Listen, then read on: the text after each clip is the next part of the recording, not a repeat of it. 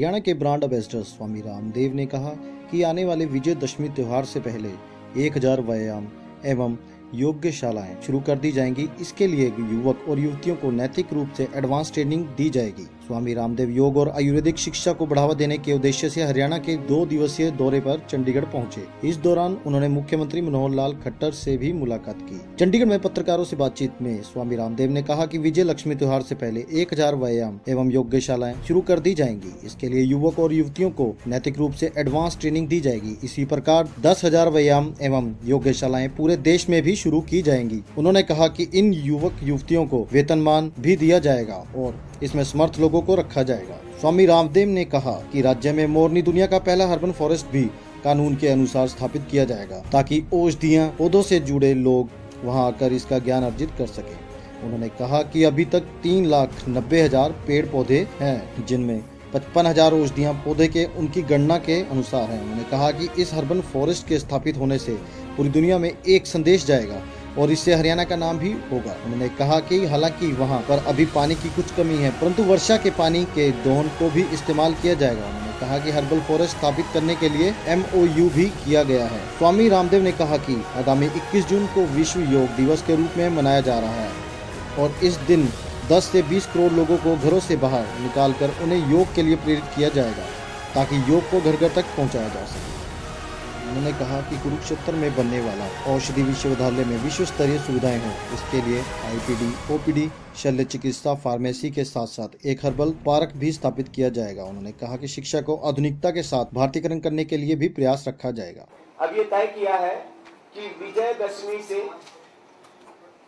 हरियाणा के प्रत्येक विधानसभा क्षेत्र से 10 गाँवों को लिया जाए, जिससे कि बिना किसी पक्षपात और भेदभाव के समान रूप से पूरे हरियाणा में एक साथ ये योजना लागू हो और 1000 ऐसे युवक युवतियों को उनकी एक सुनिश्चित योग्यता तो होगी ही शैक्षणिक रूप से, नैतिक रूप से भी उनका चरित्र बहुत ऊंचा हो और उनको इस कार्य के लिए प्रशिक्षित किया जाए।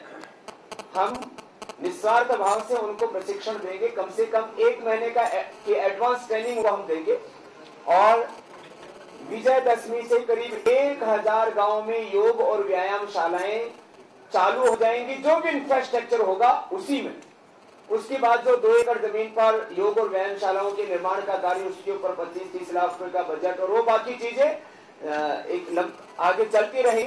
धीरे धीरे करके ये 10,000 योग एवं व्यायामशालाएं पूरे हरियाणा भर में कार्य करें। इस तरह की योजना होगी जिसमें 6,500 गांव, फिर आगे ब्लॉक, तहसील और जिले भी सम्मिलित होंगे। पूरे देश में हरियाणा इसमें एक आदर्श राज्य होगा, जहां पर योग और व्यायाम को लेकर के एक प्रामाणिक कार्य होगा। इससे एक और जहां यहां युवक नशे से बचेंगे, वहीं दूसरी ओर मुझे पूरा विश्वास है कि खेलों के क्षेत्र में भी हरियाणा देश में नंबर 1 हो, ऐसी अपेक्षा है। दूसरा जो कार्य था वर्ल्ड हर्बल फॉरेस्ट का, पूरी दुनिया में पेड़ पौधों के तौर पर करीब 3,90,000, करीब 4 लाख पेड़ पौधे हैं। इसमें अभी तक भी औषधीय पौधे कितने हैं इसकी पहचान WHO भी नहीं कराया था। 2006 तक उसने एक मिशन चलाया और अब बंद पड़ा है वो मिशन भी उनका। लेकिन श्रद्धेय आचार्य श्री ने पुरुषार्थ किया। हम लगभग 20 सालों से इस क्षेत्र में काम कर रहे थे। करीब 100 साइंटिस्ट, बोटनिस्ट हमारे पास में है इस समय पतंजलि पीठ में।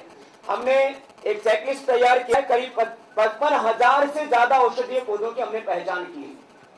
मोरनी हिल्स में जो पौधे मिलते हैं उनकी पहचान करना, अभी करीब 300 पौधों की वहां पर पहचान है, पेड़ पौधों की, औषधीय पौधों की किसी भी रूप में 300 से ज्यादा की अभी पहचान ही नहीं है पेड़ पौधा या औषधि के रूप में। अभी हमें अंदाजा है कि वहां कई हजार पेड़ पौधे हैं जिनकी औषधीय महत्ता है, उपयोगिता है, लेकिन उनकी पहचान नहीं हो सकी। उनकी पहचान करना और 25-30 हजार जो बाहर से, पूर्व, पश्चिम, उत्तर, दक्षिण, पूरे हिंदुस्तान भर से जहां से भी पेड़ पौधे लाने हैं, तो जंगल के जो नियम हैं उन कायदे कानूनों का ध्यान रखते हुए वहां पर कुछ इस तरह के जो है एरिया तैयार कर दिए जाए, जिससे कि वन क्षेत्र की भी हानि ना हो, बल्कि वो वन जो है वो हर्बल फॉरेस्ट के रूप में विकसित हम कर पाए। तो जिस तरह से यहाँ एक प्रस्ताव रखा श्रद्धेय आचार्य श्री ने और सबने उसका अनुमोदन किया, और उसके लिए बजट आदि के बारे में भी हमारे पीके साहब ने पूरे खुले दिल से उसके लिए अपने सहमति दी कि हम इसके लिए सारी व्यवस्थाएं करेंगे। तो विषय ये था। कैमरामैन दीपक कुमार के साथ नीरज पवार की रिपोर्ट, क्राउन न्यूज, चंडीगढ़।